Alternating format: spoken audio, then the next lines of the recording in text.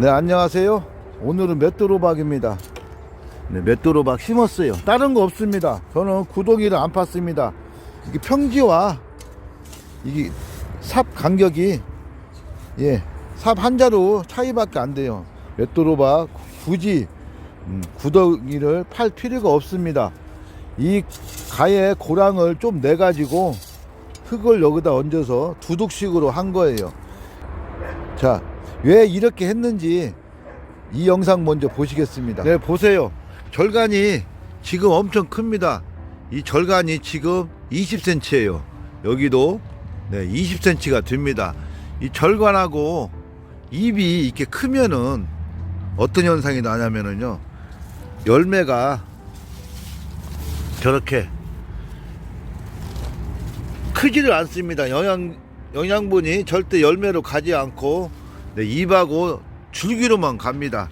옆에 나무도 그러죠. 손가락만 해요. 손가락만 해요. 그리고 이 밭은 절간이 보세요. 손가락보다 적습니다.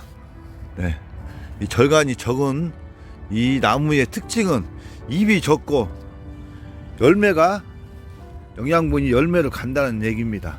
그래서 저희가 오이나 호박 농사를 오래 쭉 지어본 그 경험으로 보면은 모든 과채들은 어렸을 때 영양분이 필요가 없어요.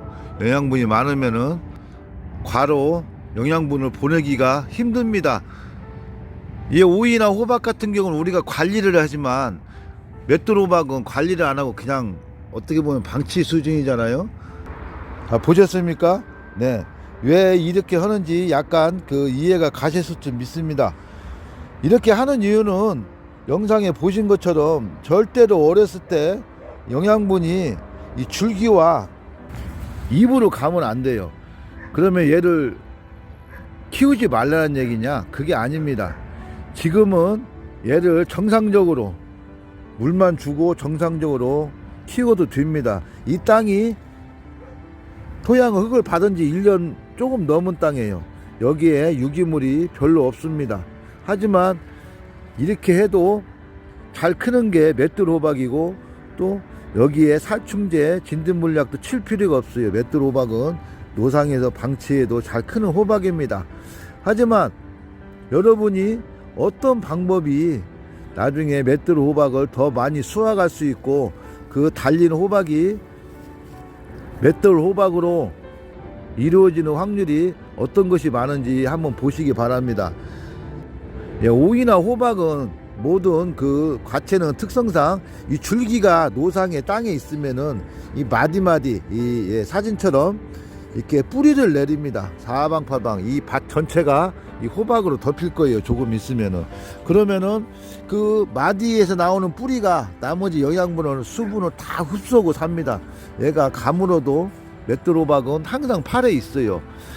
그렇게 스스로 영양분을 공급을 하는 얘가 이 맷돌호박이에요. 근데 여기다가 비료와 얘가 크기도 전에, 호박이 열리기 전에 비료와 거름을 넣어놓고 키운다면은 조금 전 영상처럼 줄기만 크고 과일은 나중에 열려도 그 과일에 호박에 영양분이 공급이 안 되고 주먹만하게 달리는 것만 잔뜩 있고 나중에 맷돌 호박으로 이루어지는 그 호박은 별로 없을 겁니다.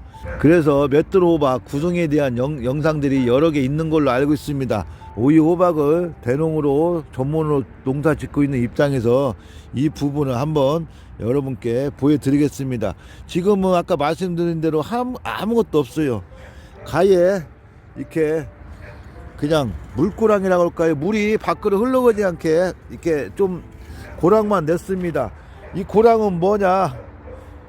저 고랑이 바로 나중에 비료와 가축 티본 거름을 넣을 고랑입니다. 또 가뭄이 왔을 때 물을 한번 줄 고랑이에요. 그러면은 여기에다가 비료와 거름을 언제 주냐? 여러분, 오이 호박이 달렸을 때, 그러면 얼마나냐? 요만큼 달렸을 때 아닙니다. 절대 주지 마세요. 제 주먹보다 컸을 때, 여러분 주먹보다 크고 머리보다 좀 작을 때, 심지어는 머리 예, 여러분 그 머리 사이즈만 됐을 때 그때 가서 여기에다가 비료 나무 하나에 1kg, 네, 500g에서 1kg, 그리고 우리 가축 팁은 있잖아요. 예, 팁이 500g에서 1kg를 삥 둘러주세요. 비가 오기 전에.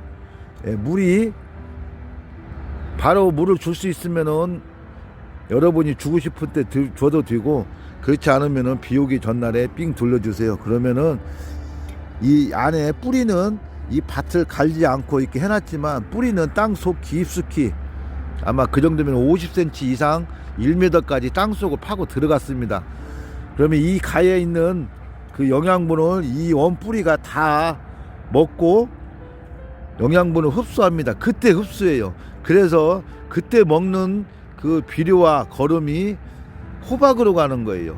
지금 어렸을 때 먹는 비료와 거름은 호박으로 가는 게 아니라 줄기와 잎으로 가요. 나중에 전문 농가들은 줄기와 잎이 크면은 그걸 잡는 방법이 있습니다.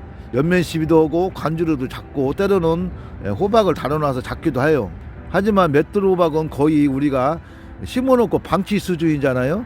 네, 뭐 맷돌 호박을 전문으로 농사 짓는 곳은 겨순을 딸 때도 있지만 겨순 따기도 힘듭니다. 어렸을 때나 겨순 따지 나중에 겨순을 딸 수가 없어요.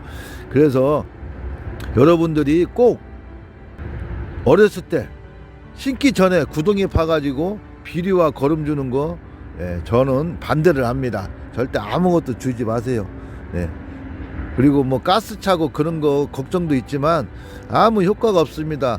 이렇게 심는 거하고 또 필요할 때 여기다가 한 달에 한 번, 두 달에 한 번 여기다가 비료하고 거름 주는 거하고 여러분이 이 안에다가 어렸을 때부터 비료와 거름을 주는 거하고는 천지 차이가 납니다. 아마 그 나중에 맷돌 호박을 수확할 때 배 이상을 차이가 날 겁니다. 그래서 여러분께 꼭 맷돌 호박 심으실 때 아무것도 주지 마세요. 절대. 저는 이 안에 아무것도 안 들었습니다.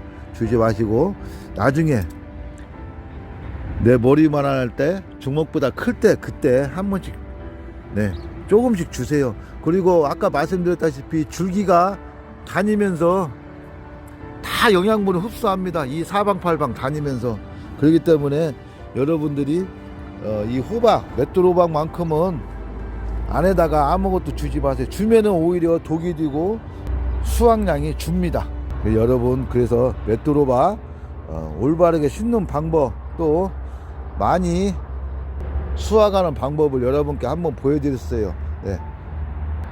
또 중간에 크는 과정 또 보여드리겠습니다. 감사합니다.